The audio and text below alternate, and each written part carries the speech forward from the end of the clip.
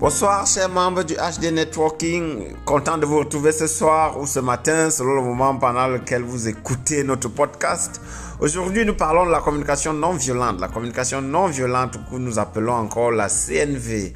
Ce style de communication basé sur les principes de respect, d'empathie, de compréhension mutuelle.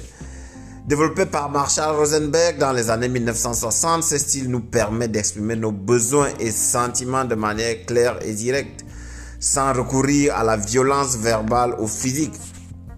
La communication non violente ou la CNV nous permet de nous concentrer sur nos propres sentiments et besoins plutôt que de juger ou de critiquer notre vis-à-vis. Cette approche améliore les relations entre humains et pourrait résoudre les conflits de manière pacifique. Notre podcast ce soir, vous l'aurez compris, est dédié à la CNV ou communication non violente. Mais d'où provient la communication violente? Parce qu'avant de parler d'une communication non violente, il faudrait qu'au préalable, on ait remarqué que nous, les humains, nous communiquons de manière violente parfois ou constante. Comment peut-on donc communiquer pacifiquement? Avons-nous des exemples types de phrases dans la communication ou de communication non violente? Est-ce que cela est toujours facile d'implémenter ou à implémenter? Pour implémenter une communication non violente, il faut déjà connaître les origines possibles d'une communication violente. L'on peut citer entre autres l'environnement violent dans notre enfance. Lorsque vous grandissez dans un environnement violent où les mots violents sont normaux, sont des credos, il est normal que vous soyez tout le temps attiré par la violence dans votre communication. Le manque de compétences sociales de communication aussi. Il y en a parmi nous qui communiquent très violemment parce qu'ils n'ont pas de compétences. Ils n'ont pas de compétences sociales, je veux dire. Ou alors ils n'ont pas ces aptitudes-là à communiquer de manière efficace. Et par conséquent, sont obligés de faire appel à la violence pour communiquer.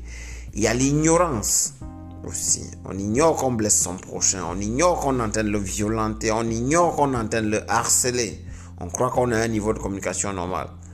Il y a aussi un niveau élevé de stress et de frustration. Vous savez, lorsque vous êtes frustré, vous êtes difficile de cerner les difficultés dans lesquelles vous pouvez mettre un vis-à-vis, un partenaire, un ami grâce à votre communication ou à cause de votre communication. Il y a aussi l'influence de la société et de la culture. Vous savez, dans l'environnement africain, la violence est parfois très applaudie. Moi, je me souviens quand j'étais petit, on était applaudi dans mon petit village où j'ai grandi, celui qui était le plus fort physiquement, celui qui pouvait intimer l'ordre à l'autre de faire des choses telles qu'il les voulait. Donc, il y a cette culture-là, cet environnement qui cultive la violence. Depuis quelque temps dans notre pays, comme je disais, nous avons des mots ou des phrases. Tu n'es rien, je vais te montrer, tu sais qui je suis, on va voir. Les gens parlent, tu parles. Les hommes parlent, tu parles. On parle de femmes, toi aussi tu viens. Vous voyez, c'est des mots assez récurrents, mais qui sont d'une violence inouïe. Alors, il est important de noter que la communication violente a toujours des conséquences négatives sur tous les plans.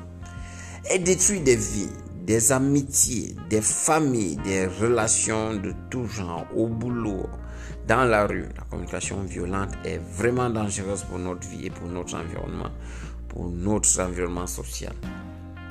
Merci de nous écouter parce que ce thème, il a été demandé par certains de nos amis du networking. La qualité de la relation que nous entretenons donc avec notre vis-à-vis est étroitement liée à la qualité de la communication. Il faut soigner sa communication. L'attitude de nos enfants tout au long de leur vie est liée à la qualité de la communication de leurs parents ou de tuteurs. Pour pouvoir communiquer sans violence, je vous propose de respecter les 4 étapes prochaines. La première, c'est de pouvoir faire des observations, c'est-à-dire exprimer les faits de manière objective, sans jugement ni interprétation personnelle. Il faut aussi pouvoir, en deuxième lieu, exprimer ses sentiments. Identifier, exprimer mes propres sentiments en rapport avec les observations que je viens de faire. Puis, il faut pouvoir exprimer ses besoins, c'est-à-dire identifier les besoins fondamentaux liés à nos sentiments.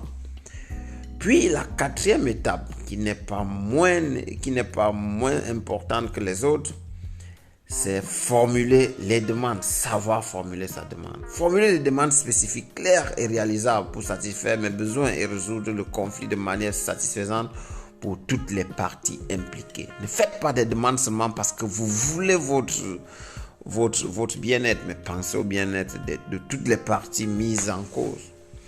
Pour pouvoir donc communiquer pacifiquement et efficacement, on pourrait éviter le piège de l'agressivité avec notre règle des 5 R. Cette règle que j'appelle les 5 R, c'est-à-dire pouvoir respirer premier R, se retirer momentanément lorsque les choses ne vont pas bien, deuxième R, revenir lorsqu'on estime que le calme est revenu, troisième R, rester calme pendant la recherche de la solution, et le cinquième R, c'est résoudre le conflit avec un dialogue non violent. Il est quasi impossible de résoudre un conflit de manière efficace dans une situation d'agressivité. Lorsqu'il y a de l'agressivité dans l'air, les personnes impliquées sont souvent en colère, sur la défensive ou peu disposées à écouter l'autre. Cela rend la communication difficile et peut entraîner une escalade de violence ou une résolution inappropriée du conflit. Il faudrait donc essayer de calmer les tensions en utilisant la règle des 5 R dont je viens de vous parler pour pouvoir obtenir le calme. Question de discuter de manière productive et trouver une solution pacifique. Cela nécessite de la patience, de la compréhension et une volonté commune de trouver une solution pacifique au conflit, sans oublier la volonté de mieux se connaître au jour le jour.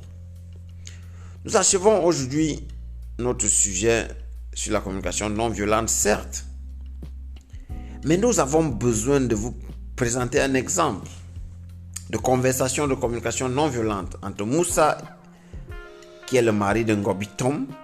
Moussa crie ou gronde toujours ou presque toujours pour passer le message à sa femme.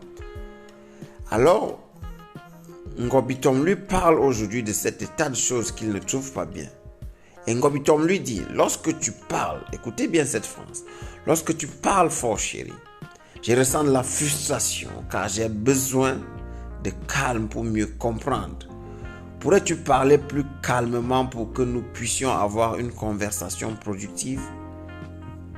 La réponse idéale de Moussa serait une réponse consciente et respectueuse des sentiments et besoins exprimés par sa femme. Bien entendu, Moussa ne marche pas sur les œufs comme aurait dit quelqu'un, mais il essaie de communiquer de manière pacifique et non violente. Il dira par exemple, je suis désolé de t'avoir mis à mal, je vais faire un effort à la limite de mes moyens, à l'impossible nul n'est tenu, pour parler plus calmement pour que nous puissions avoir une conversation plus claire et productive.